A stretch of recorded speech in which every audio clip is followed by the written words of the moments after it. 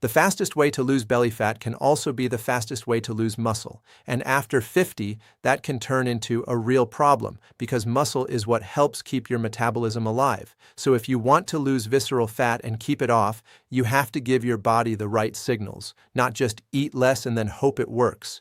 I've spent years guiding tens of thousands of people through this exact process, and the ones who succeed are doing the same 7 things.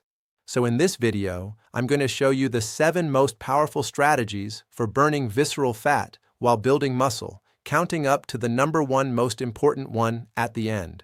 How to curb your calories without wrecking your metabolism in the process, and the mistakes people make that sabotage their muscle while they're trying to lose fat. To start, I'm going to show you the step that most people try first when they want to lose belly fat, and then the one they almost always get wrong. When the average person decides it's time to lose weight, the first thing that they do is that they eat less, a lot less, skip meals, cut their portions in half, they go to bed hungry, thinking that they're finally doing it right. And on the surface, it makes a lot of sense. If you want your body to burn stored fat, you do need to curb your consumption. But the problem is, when you take it too far, you trigger a biological emergency response, and it's hardwired to fight back against it, because your body has no idea you're trying to fit into the old jeans or your old clothes. All it knows is that food is suddenly missing. And when that gap gets too big, it flips into a survival mode, and then it does 3 things that work against you. First, it slows your metabolism down by hundreds of calories a day. Second, it spikes your hunger hormones higher than they were before you even started all of it. So then your cravings get worse. And then thirdly, it starts burning muscle for fuel because muscle is very expensive for your body to maintain. So the scale goes down, but your metabolism goes down with it. And the moment you start eating normally again, the fat comes back faster than it left because now you're burning fewer calories at rest than you were before you started. That's a cycle that traps a lot of people for decades. So the goal is to lower your food intake just enough that your body taps into stored fat, but not so much that it panics and starts cannibalizing muscle to survive. The sweet spot is to decrease by about 300 to 500 calories below what you would normally eat in a day, and you don't have to count a single calorie to get there. All it really takes that I found is a couple simple steps. The first one is cutting out snacking. Every time you eat anything, even just a handful of nuts or a piece of fruit, your body releases insulin. And as long as insulin is up, your body can't burn fat. So if you're eating breakfast at 7, snacking at 10, having lunch at noon, grabbing something at 3, eating dinner at 6, and then reaching for dessert at 9, you're keeping insulin elevated almost the entire day. When you cut the snacks and stick to just 3 meals a day, your insulin gets longer stretches to come back down in between meals. Now the second step is to build every meal around 3 things: clean protein, healthy fat, fiber. Protein triggers a hormone called GLP-1, which is the same hormone the drug Ozempic is designed to mimic. It sends signals to your brain that you're full. Healthy fats slow your digestion down so that your blood sugar stays more stable. And fiber physically fills you up while keeping your blood sugar steady at the same time. Hit your body with all 3 at once, and your natural hunger system does the work for you. You eat less without even thinking about it and without counting calories. Next, I'm going to show you the simplest habit on the entire list, and one of the most underrated when it comes to burning visceral fat: walking. Now, I know that sounds too easy to make a real difference, but the effect walking has on your body is bigger than almost any other workout that you can do. When you walk, your muscles act like a sponge, and they pull sugar straight out of your bloodstream without needing very much, if no insulin at all, to do it. And the less insulin that your body has to release, the more time it spends in fat-burning mode. That's why one of the best times to walk is right after you eat. Even just 10 to 20 minutes of walking is enough.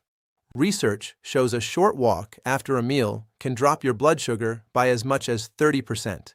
And that's especially important after dinner, because dinner tends to be the biggest meal of the day, and most people go straight from the table to the couch. So instead of sitting down right after you eat, get up and move for a few minutes.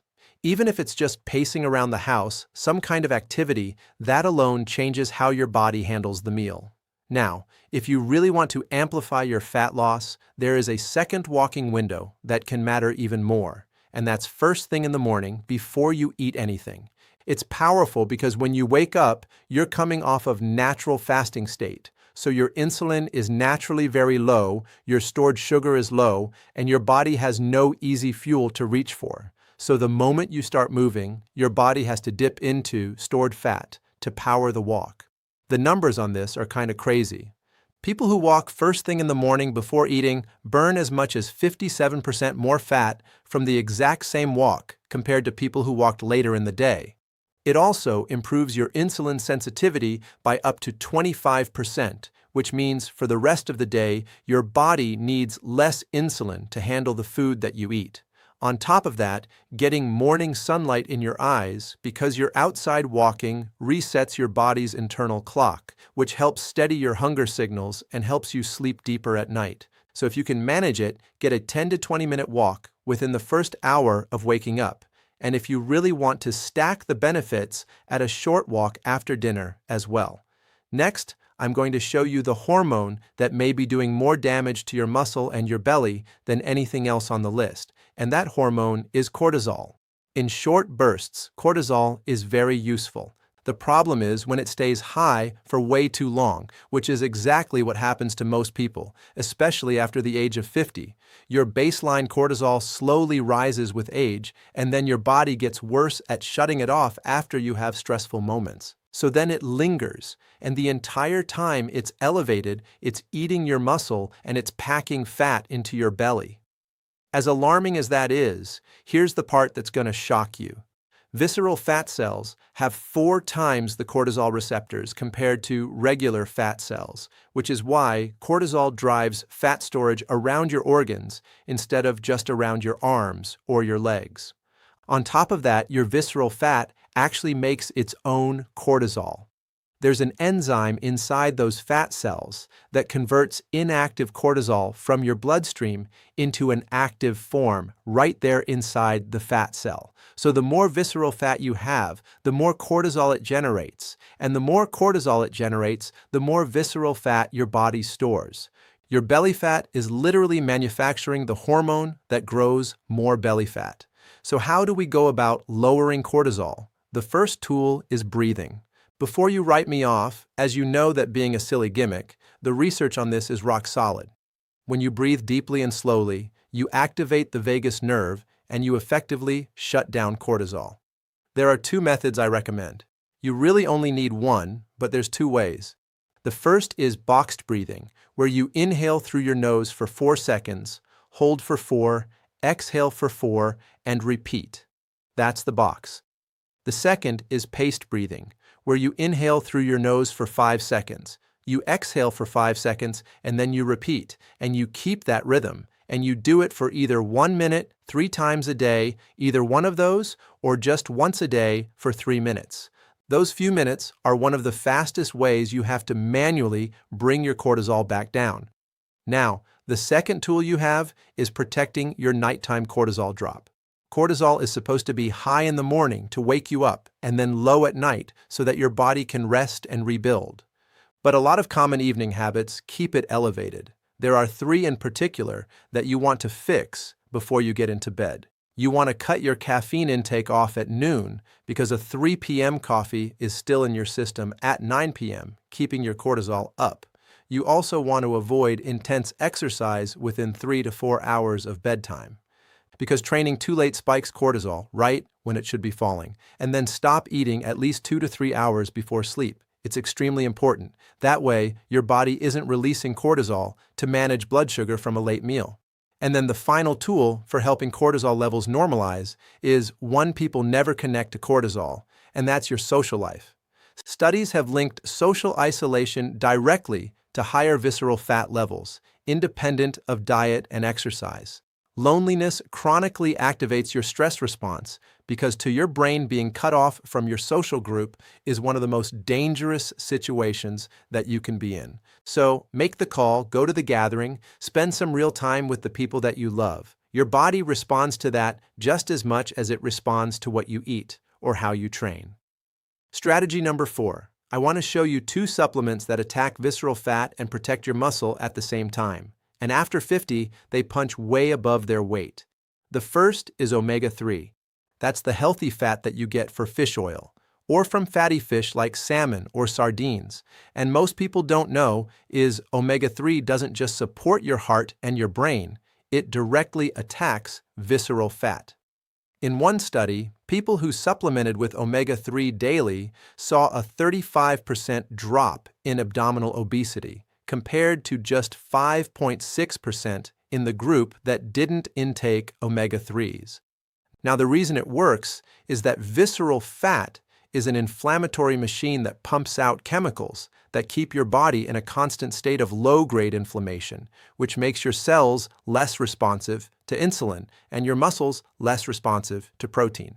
Omega-3s calm inflammation down, which clears the way for fat to come off. But omega-3 doesn't stop at fat loss. It also helps your muscles respond to the food that you eat and the workouts that you do. In a 6-month study of adults aged 60 to 85, those who took omega-3 every day gained more muscle and increased their grip strength noticeably. The researchers said the results were comparable to what people get from testosterone or growth hormone therapy. It's a big deal for a fish oil capsule. Now, the target dose is 750 to 1,500 milligrams of omega-3 oil on a daily basis. You can go higher than that, up to 3,000 if you want. But we want a combination of EPA and DHA in that high-quality, third-party tested fish oil capsule. Now, the second supplement is creatine. Now, I know some of you hear creatine and you think 25-year-old bodybuilder. But the science on creatine for people over 50 has completely changed in the last few years. Your body makes creatine naturally, but those levels drop with age. And it's actually one of the reasons that your strength fades and that your muscles get harder to keep as you get older. So supplementing with creatine refills those stores, allowing your muscles to work harder during a workout, which triggers more muscle growth as a result. The dose is 2.5 to 5 grams of creatine monohydrate per day. You don't have to do a loading phase of it, you just need to take it consistently over time, ideally right after a workout, and ideally take it with some magnesium. It helps the absorption of it.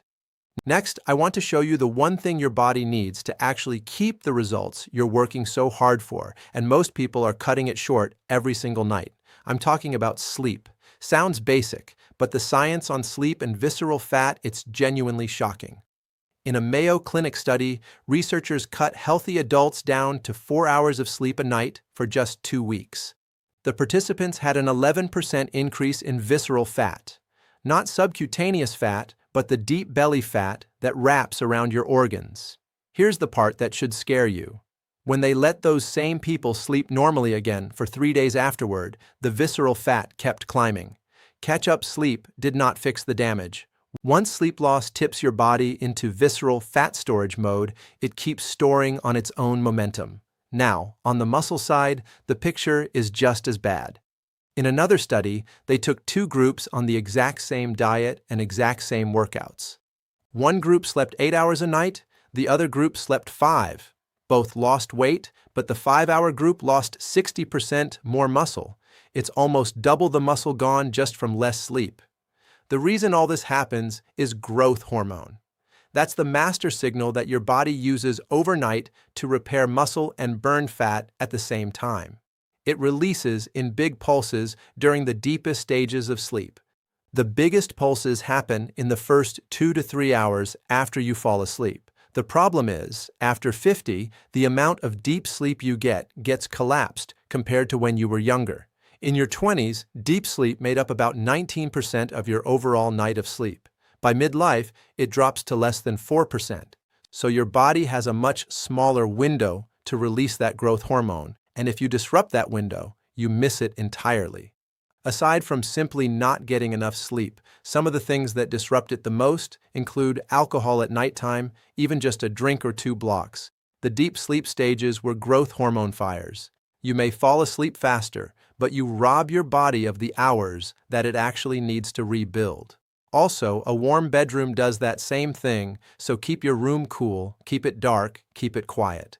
And if you're cutting your sleep short to wake up early for a workout, you might be doing more damage than the workout is fixing.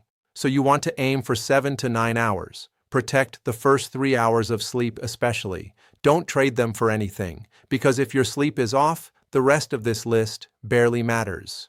Number 2, we're getting to the top of the list now, and these last 2 strategies are the ones that separate the people who actually transform their body from the people who just keep spinning their wheels. The first one on this is protein. You've heard 100 times that protein matters. It's really becoming popular now more than it ever has. But after 50, the rules completely change, and most people are still eating like they do in their 30s. The reason the rules change is because as you age, your muscles become less responsive to protein. It's called anabolic resistance, and it means the same amount of protein that built muscle for you in your 30s isn't enough to keep it anymore. You can be doing everything else right, but if your protein is off, your muscles are still starving. So how much protein do we actually need? The target after 50 is somewhere between 0.7 and 1 gram of protein per pound of body weight. So for a 160-pound person, it's about 110 to 160 grams of protein every day. That's a lot more than most people get, and it's why so many people over 50 feel their muscles slipping no matter what they do. The total protein isn't the only thing that matters, though. How you spread it across the day matters just as much sometimes. Most people barely eat any protein at breakfast, so they get a moderate amount then, maybe at lunch, and then they load up a bunch at dinner. The problem is, your muscles can't store extra protein and use it the next morning. So once you exceed what your body can absorb in a sitting, the rest kind of just gets burned up for fuel or potentially stored up as a form of fat. So you want to aim for at least 25 to 30 grams of high-quality protein per meal, and then spread it across 3 meals in the day. Breakfast is the meal most people get wrong. If you're starting your day with just coffee or just toast or just oatmeal or cereal, none of that's doing anything for your muscles. So we want to switch over to things like the protein in your coffee or eggs is one of the best, most usable forms of protein. You could do some Greek yogurt, you could do some cottage cheese, or you can do just a clean protein shake / smoothie, okay? Let's go to number 1, brings us to the most important strategy on the entire list, lifting weights. I don't mean you need to become a bodybuilder or spend 2 hours in the gym, but you just need some form of resistance training that actually challenges your muscles. It could be dumbbells, it could be bands, it could be machines, or even your own body weight if you use it in the right way. The reason this matters so much after the age of 50 is because your body starts breaking down muscle faster than it can be built back. This process is called sarcopenia. Most people lose 3 to 5% of their muscle every decade starting in their 30s. And the moment you try to lose weight without lifting, your body goes after that muscle first. Cardio won't stop it. Walking won't stop it. Even eating more protein won't stop it on its own. Your body sees muscle that isn't being used as dead weight, and then it burns it as fuel. The only way to send your body the signal to keep that muscle is to challenge it. When I say challenge it, I'm specifically talking about challenging the fibers your body abandons first, which are called the fast twitch fibers. Those are the powerful, explosive fibers that fire when you stand up from a chair, when you catch yourself from falling, or carrying the grocery bags in from the car, and they're what your body abandons first as you age. Studies have found that fast twitch fibers in older adults are 29% smaller than in younger adults, and that shrinkage alone explains why aging muscle gets weaker. But here's the good news. When older adults add resistance training, those fibers rebuild by 24%, and that growth accounts for 100% of the muscle gains that they see. A landmark study from Mayo Clinic found that resistance training could slow and even reverse the changes in muscle that come with aging, even in people who didn't start until after the age of 70. So you are not too old. Your muscles don't care what your birth certificate says.